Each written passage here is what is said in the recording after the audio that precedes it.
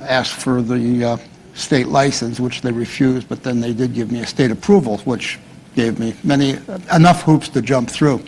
And then 7 years ago, my wife passed away, and I then sold the school. But I still have a practice, and in fact, I've had to rebuild my practice because when I sold the school, the phone number went with it, of course, and that's where everybody looked for me. Now, with the web becoming more popular, people are finding me again, and I'm rebuilding my practice. I'd like to know, how many of you here are fairly new within the last year? Okay, how many within 5 years? Okay, great, great. How many of you have a full-time successful practice? Okay. And all the successful practitioners are in the back of the room. Interesting. Okay. I started years ago with suggestibility tests that I learned from the National Guild. And I liked them all. I used them all. And in operating my school, I taught the Guild's suggestibility tests, and I trained my students to do the tests and use them. And then I would get clients, and clients would come in, and I'd do the suggestibility tests, and of course I'd ask them, were you ever hypnotized before? And they'd say, well, someone tried, but I don't think I was hypnotized. And I'd go a little further and do the suggestibility test, and then I'd say, well, did the person do that? Well, you know, see, no, they didn't do anything like that. I said, well, that's interesting. What was their name? I'll be darned if it wasn't one of my graduates. They got lazy.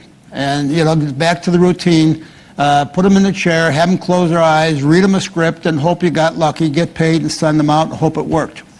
Well, statistically, for 20% of the population, that'll work. And then 20% is not going to work at all. And then for the remaining 60% of the population, in varying degrees, it's going to work for some, and it's not going to work for others. Because in varying degrees, 60% is hypnotizable, but they can be on the edge of not hypnotizable and on the edge of very hypnotizable. And even those that are, quote, unquote, not hypnotizable, we use different techniques and hypnotize them anyways, as long as they're normal. So the suggestibility testing is not everybody's favorite thing to do with a client. And I don't know why. I love it. This is my opportunity to build rapport with the client, my opportunity to sell the additional benefits of hypnotism besides what they came for, and an opportunity to see what their expectations are, listen to how they form their descriptions of their issues, which a lot of times will give you additional insight that you'll use in the practice. You know, Madison Avenue spends millions to get 5 seconds of your attention. And here in a pre-talk, if you're doing suggestibility tests, you got a half hour of their attention. A half hour and no one else around. I mean, and it's free. And then they're going to pay you for it afterwards. So why would you not want to do suggestibility tests? And another thing that's very important is when you do the test, they're finding out that you know things about this, and probably things that they never heard of or saw or knew, or even got an inkling that would work. And even if they did have some idea of what some of the things were about, like the three I use, I'm going to always find one that's going to baffle them or astound them.